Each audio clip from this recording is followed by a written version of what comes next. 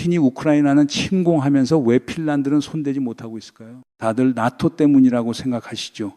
근데 그게 다가 아닙니다. 핀란드가 도대체 뭘 준비해뒀길래 세계에서 가장 긴 나토, 러시아 국경일 340km를 안고도 이 정도로 조용한 걸까요? 그리고 왜 지금 이 순간 러시아 44군단이 국경 60km 앞까지 배치되고 있는데도 헬싱키는 흔들리지 않는 걸까요? 참고로 지난 몇 년간 러시아 군용기가 핀란드 영공을 반복해서 침범했어요.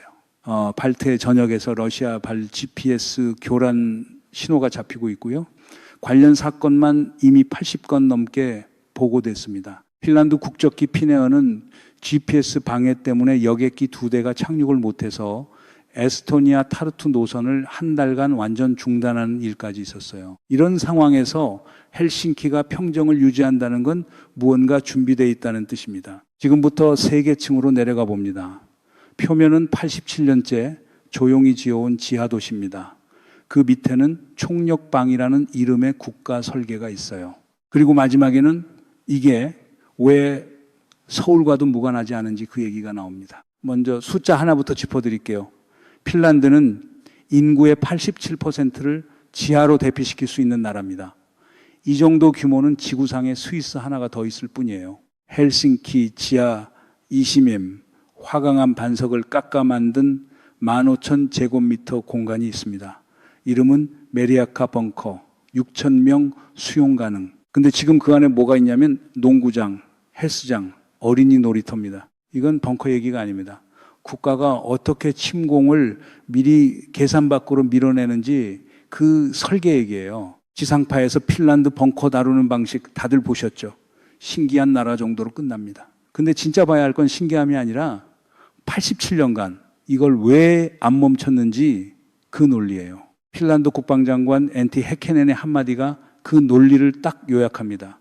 우리는 러시아가 뭘 하고 있는지 정확히 안다. 그리고 그에 맞춰 방어를 조정한다. 오늘 이 문장을 열쇠로 갖고 갑시다. 왜냐하면 이 짧은 문장에 87년 동안 이 나라가 지켜온 습관 하나가 다 들어있거든요. 오늘 표면에서 시작해서 동기로 내려가고 결과로 넓혀갑니다. 표면은 도시, 밑에 도시가 하나 더 있는 나라. 동기는 총력 방위. 왜 벙커가 억지력이 되는가? 결과는 콜라반도 나토 상주부대 그리고 한국이 놓치고 있는 질문 하나 순서대로 갑니다. 먼저 규모부터 들여다볼게요. 핀란드 남부에만 민방위 대피소가 55,000개 이상 있습니다. 인구 87%를 지하로 이동시킬 수 있는 용량이에요. 이 지표에서 핀란드를 앞선 나라는 지구상에 스위스 딱 하나입니다. 헬싱키 한 도시에만 벙커가 5,500개. 이거 재밌는 게 전 시민을 다 수용하고도 여유 공간이 남아요. 국가 하나가 자기 밑에 나라 하나를 더 지어놓은 셈이에요. 앞서 잠깐 말씀드린 메리아카 벙커 좀 더 뜯어볼게요. 헬싱키 최대급 지하시설입니다. 지하 20임 화강암 반석을 깎아 만든 15,000제곱미터. 입구는 폭풍파와 방사선, 화학작용제를 견디는 강철 방폭문. 안에는 자체 발전기, 물, 의약품, 방사성 낙진을 걸러내는 공기 정화 시스템까지 다 갖춰져 있어요. 문을 닫으면은 이 바깥 세상 없이 자립 생존이 가능합니다. 6,000명을 수용할 수 있고요.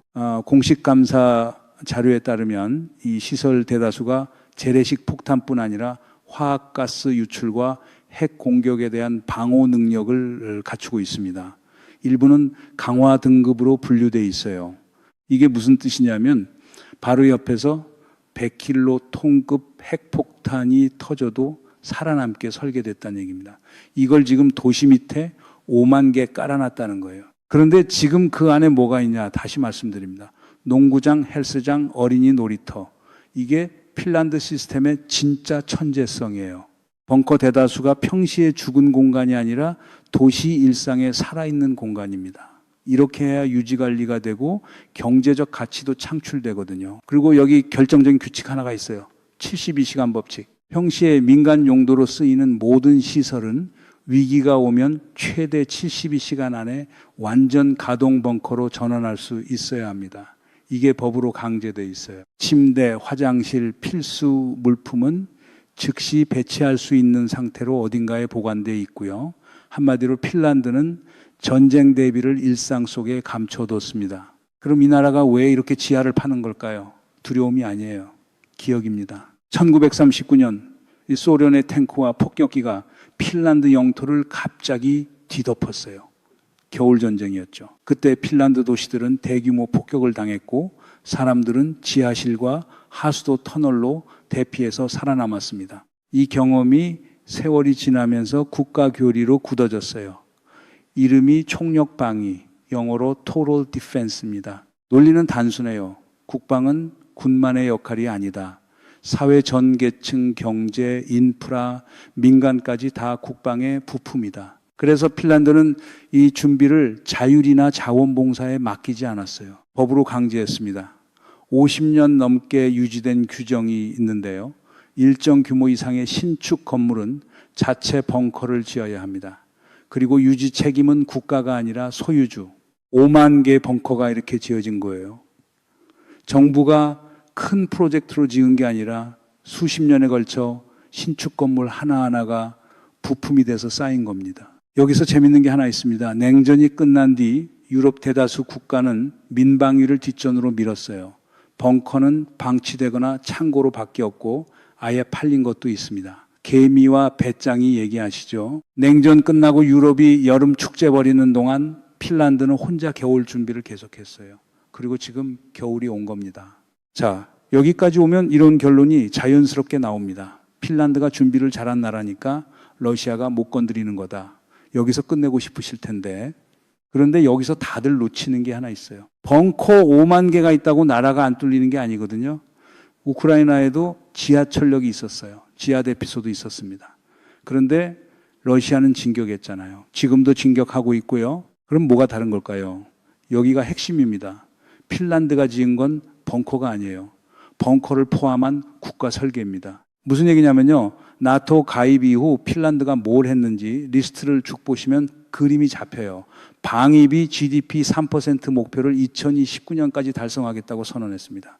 나토 평균의 거의 2배예요. 64대 F-35 도입, 계약 규모 80억 유로 초과, 미국과 방위 협력 협정 체결, 미군이 핀란드 기지 사용하고 장비 사전 배치까지 가능합니다. 200km 국경 장벽 건설, 그리고 폴란드 발트 3국과 함께 대인지뢰 금지 협약 탈퇴, 이 결정을 발표하면서 페테리 오르포 총리가 남긴 말이 있어요.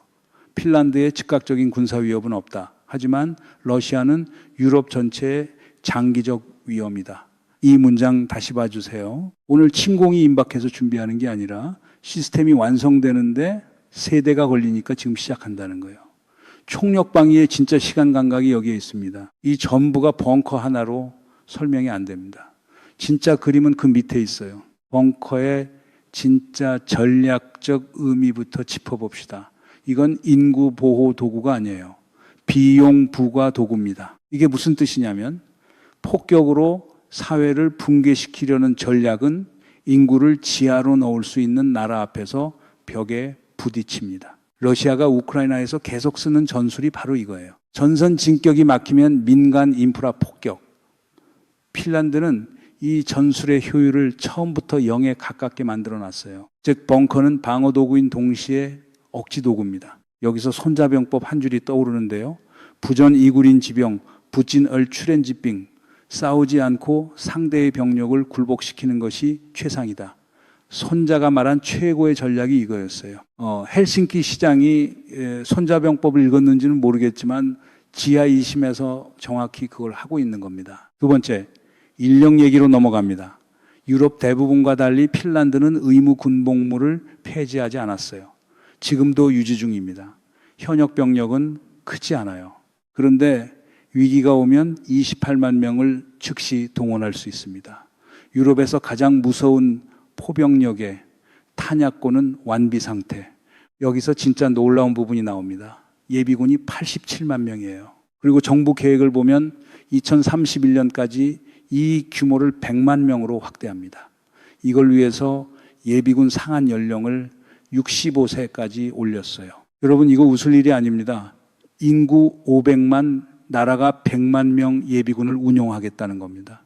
인구의 5분의 1이에요. 국가 전체가 병영의 준비 태세로 들어가 있는 셈이에요. 문제는 여기서부터입니다. 나토 가입 F-35, 벙커, 예비군, 국경벽, 지뢰제 매설, 미군 접근권 이걸 하나하나 뜯어보면 각각 방어 조치처럼 보여요. 근데 이걸 다 이어붙이면 다른 그림이 나옵니다. 한마디로 핀란드는 이기려고 준비하는 게 아니에요.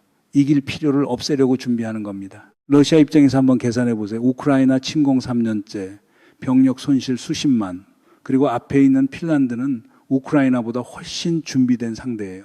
벙커 있고 예비군 87만, 국경벽, 지뢰 매설제계, 미군 기지 접근권, F-35 편대 여기 들어가면 무슨 대가를 치러야 하는지 크렘린 참모들도 계산이 됩니다. 숫자로 감을 잡아봅시다.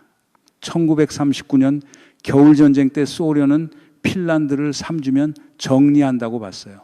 결과는 105일, 소련 병력 손실 20만 명 이상. 이거 87년 전 얘기입니다. 그 시절 핀란드는 예비군도 지금의 3분의 1도 안 됐고 벙커만 개도 없었어요.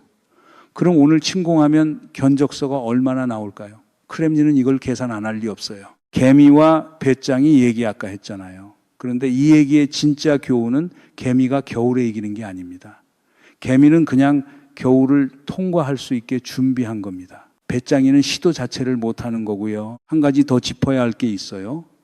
핀란드가 폴란드, 발트 3국과 함께 대인질의 금지 협약, 오타와 협약을 탈퇴한 얘기입니다. 이거 국제사회에서 논쟁적이었어요. 인권 규범을 후퇴시켰다는 비판도 있었고요. 근데 핀란드 논리는 명확했습니다. 러시아는 어차피 서명국이 아니다. 그리고 러시아는 우크라이나에서 이 지뢰를 지금 이 순간에도 활발히 사용하고 있다. 그럼 우리는 손발에 묶인 채로 대응하란 말인가? 여기서 봐야 할 부분은요. 핀란드는 국제 규범보다 자국민 생존을 우선했어요.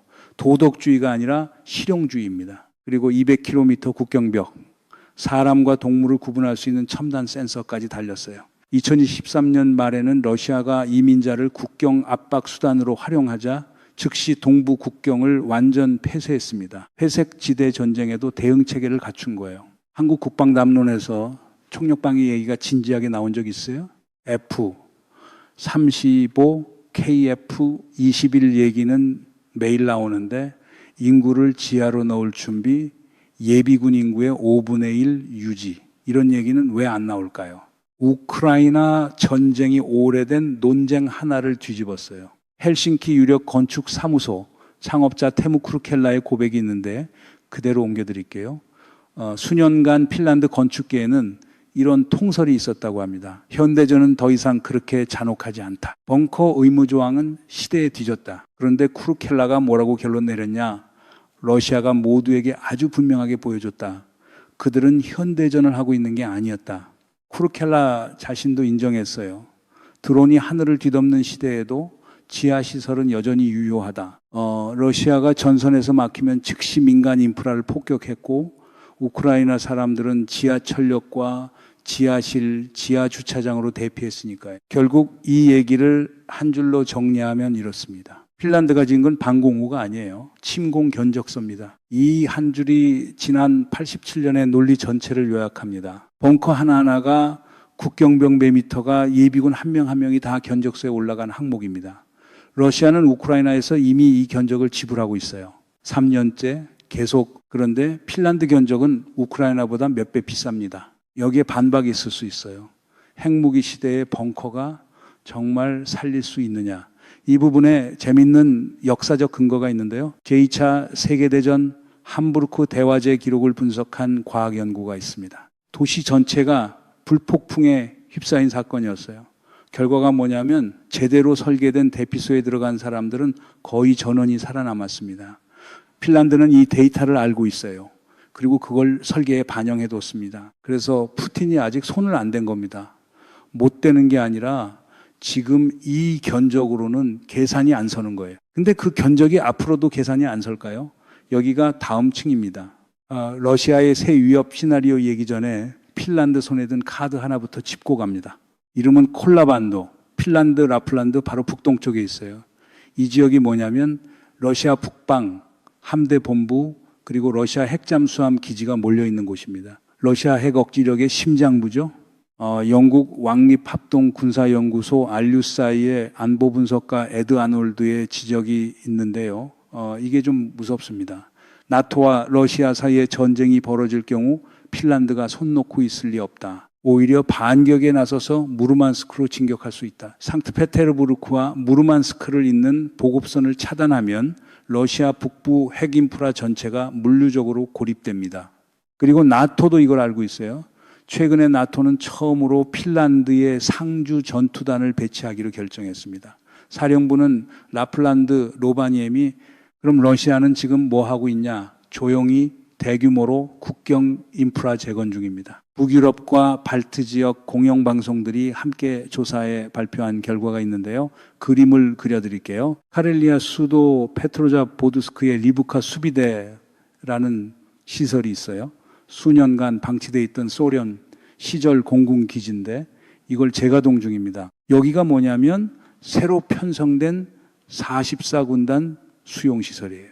레닌그라드 군관구 지휘 아래 병력 규모는 3,000명에서 15,000명으로 확대 예정. 이게 다가 아닙니다. 무르만스크 지역 칸달락시아에는 신규 포병여단 시설을 짓고 있고요. 그리고 이거 소름 돋는 건데 핀란드 국경에서 60km 카멘카에는 2,000명 규모 병력 수용 텐트가 이미 설치됐어요. 페트로자보드스크에는 장갑차 50대를 수용할 수 있는 대형 창고들이 지어졌고요. 전문가들 추산에 따르면 이 재편이 다 끝나면 국경 근처에 최대 8만 명이 배치될 수 있다고 합니다. 가장 등골이 서늘한 부분은 질입니다. 이 시설 중 하나가 카렐리아 지역 사피오르노이에 있어요. 이 자리 1939년 겨울전쟁 최혈전지입니다. 정확히 그 자리예요. 지금 이 지점에 러시아 도하 공병부대가 배치되고 있습니다. 강과 호수를 건너는데 특화된 부대죠. 핀란드 정보부 출신 마르코 에클룬드가 이 상황을 명확한 틀로 정리했어요. 위협은 두 요소로 구성된다. 의도와 능력. 러시아의 의도는 우리가 실시간으로 알기 어렵다. 하지만 능력은 눈에 보인다. 그리고 그 능력이 지금 눈에 띄게 증가하고 있다. 이 문장 오늘 얘기의 정확히 절반입니다. 나머지 절반은 여러분이 채우셔야 해요. 그럼 다른 유럽 나라들은 어떨까요?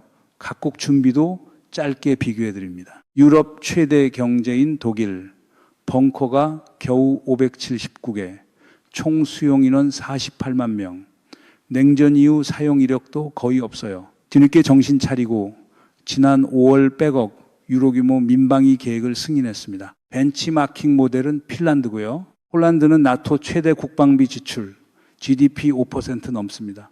EU 자금 70억 달러를 이중용도 인프라에 직접 투입했어요. 발트 3국. 리투아니아는 2년 만에 대피 능력을 140% 늘렸고요. 라트비아와 에스토니아는 실시간 벙커 앱까지 배포했습니다. 그럼 러시아 본토는요, 자국 내 소련 시대 방공호의 67%가 사용 불가 상태입니다. 완전 준비된 건 16%.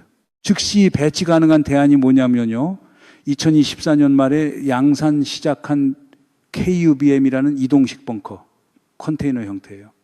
트럭에 실어 배치 가능, 그리고 보호 시간이 48시간입니다. 한 나라는 새 아파트마다 벙커를 짓고 한 나라는 있던 벙커도 창고로 바꿔놨어요. 그리고 지금 나토랑 싸우자면서 48시간짜리 컨테이너를 배송받는 상황입니다. 이건 개판이에요, 솔직히. 핵보 유국이 자국민 방공 인프라의 3분의 1을 방치했다는 건. 자, 여러분, 여기서 잠깐만요.